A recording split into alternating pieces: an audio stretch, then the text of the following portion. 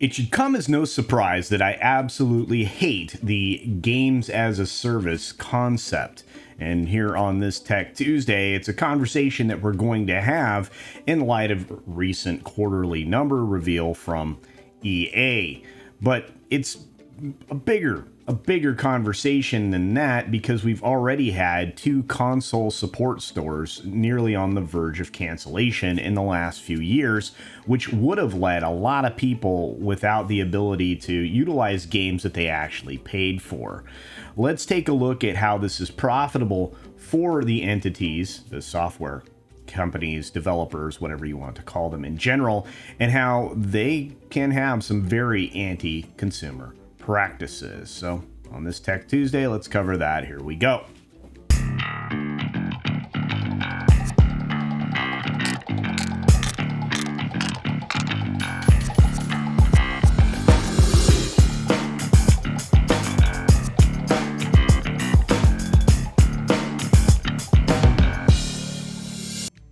So we're going to start out first with Variety's VIP story on the matter, which is good because they have great charts and they usually have reliable numbers, although there's some videos you'll see this week where I'm going to start calling into question the integrity of some of these numbers and kind of point out that to some extent they're marketing, but we'll get to that later on.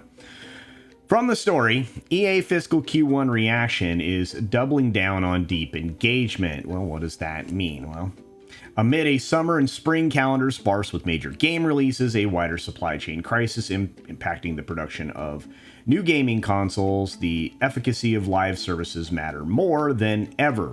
To who? They matter more than ever to the software developers and, of course, the console companies, but we'll get into that. For Electronic Arts, in its first quarter earnings that kicked off the company's fiscal 2023, which happened last Tuesday, proved just how vital the live service model is, especially without one single release during that period. That's right. We are not getting a lot of games these days. There's not a lot of AAA titles out there. You're not getting some of the high-end indies out there. You're getting pretty much squat. And a lot of that has to do with the way that these games are developed nowadays and the giant piles of human beings they just throw at. They think that sheer volume of humanity is going to get one of these things done, when really gaming development by committee has been a proven failing model that costs an exorbitant amount of money. But again, I digress. Back to these numbers. And you can see here from this chart that the quarterly net revenue at EA is, it's driven by the live services because it's so easy to purchase. There's a real problem here, and we will definitely get into that conversation because, again, this is where I have just a massive issue with this kind of software delivery. But EA earned $1.77 billion in net revenue for the 3 months that ended June 30. And that was a 14% year-over-year increase, and it outperformed the company expectations that basically saw the same category of live service account for 81% of its sales. Well, again, it's because of the ease of purchase, and people are generally lazy nowadays. They don't want to drive down to the local store and pick up a game, which blows my mind because you're provided with the opportunity to purchase additional games or find some neat thing hanging out in the store that you absolutely can't live without. So there's a chance for a greater portion of sales because of your licensing. But again, very myopic, short-sighted business model, but we'll get there. So citing a player network of nearly 600 million, which is how big EA is now, at least as far as active accounts go, EA's commitment to live services that generate lasting in-game spend, and that's the magic number. In-game spend. Think about it. When you buy a Madden or a similar, sports game from EA, you are constantly, almost any game from EA nowadays, you are always greeted with the opportunity to buy, tickets, stubs, coins, expand your wallet with EA in their market for their online store to buy into upgraded players, skins, whatever it happens to be. That's where the money is. And that's unfortunate for us gamers. Anyway, we keep going. So EA shares were up 1.2% in after-hours trading following the earnings release.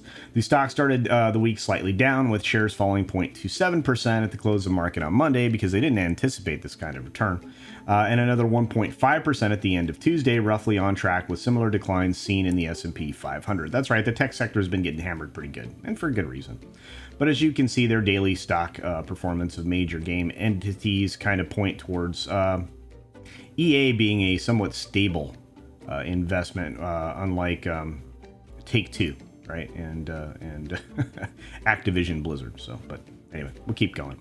Microsoft's $69 billion acquisition of Activision Blizzard is still pending. I'm hoping that gets turned around for antitrust, but hey, that's my opinion there.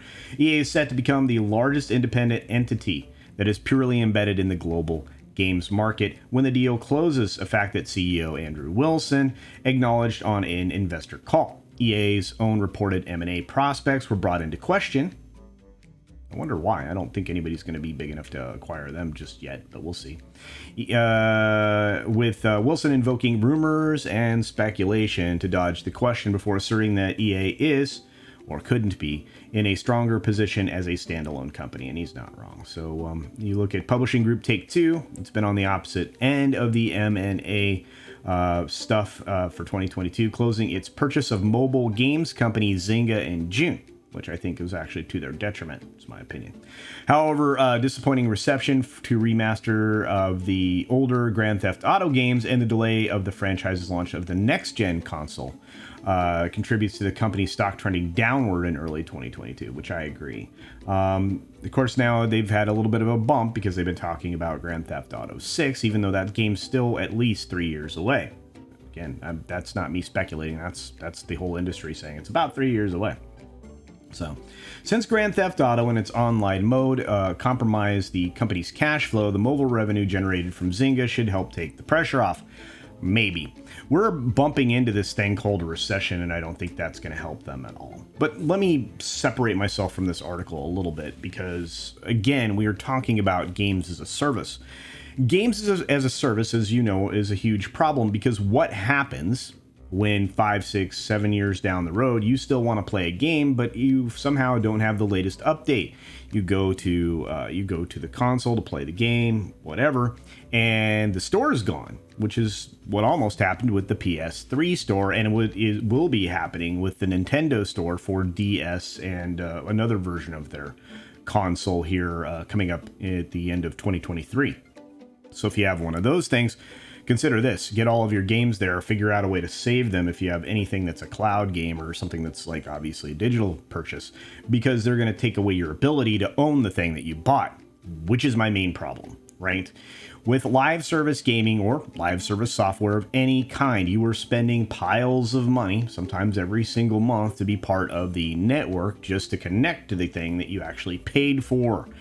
And they are going to have the ability to take that away from you, your ability to, control the thing that you quote unquote purchased, which again, huge problem. And I wish there were some regulations and laws to govern this kind of thing, because I think that it would really help consumers in the end. First of all, it would make the live service publishers responsible for maintaining everything for those games and those customers forever, which I think is, the right thing to do. Because when you buy a piece of media, software, or whatever, you have it forever, at least if you have it physically. And you don't necessarily have to follow along with the update path if you don't want to, if you own the physical copy. But it seems like a lot of these live service entities are constantly trying to force you into automated updates so that they can change the terms of service and expand their control over your wallet, which again, I have a problem with. But, at least this is working out for EA, and as they pointed out here in the article we were covering, they're one of the few companies that will be left standing independently at the end of the day. Also, I have a strong feeling that the high-end games that are going to be coming out of most of these major entities, especially after their acquisition by larger entities, well, we're gonna find that they're pretty much garbage, and probably on par with the normal Bethesda release, which is done well before the game is cooked. Speaking of before a game is cooked, I have to say that recently As an aside, I replayed Cyberpunk 2077, or attempted to, on the PS5 with the upgraded version, and I will tell you this, game works perfectly. I haven't had any problems so far, and it looks absolutely gorgeous, so I have to say I'm thrilled. So if you have a PS5, don't fear having the new version of Cyberpunk 2077 because it seems to be bug-free. Anyway, I'm interested in what you have to think about games and softwares as a service. I think it's a very bad idea. I think it's anti-consumer, and I think it should be regulated to the point that they don't want to do it anymore. I also have a problem with the way that their monetization schemes work, but we've had that conversation before as well. But I am interested in your opinion, so use that comment section down below. Tell me what you think. Be sure to support other independent creators out there. We have a lot of great channels in our smaller group of channels in the Fellowship that do great gaming stuff and great gaming news. So be sure to follow them and give them the same kind of love that you give me. Like, share, subscribe to the channels if you're not already. And the comments are golden. With that, be sure to take care of yourself, take care of others, wash your hands, of course, because it's good hygiene. And until next time, bye.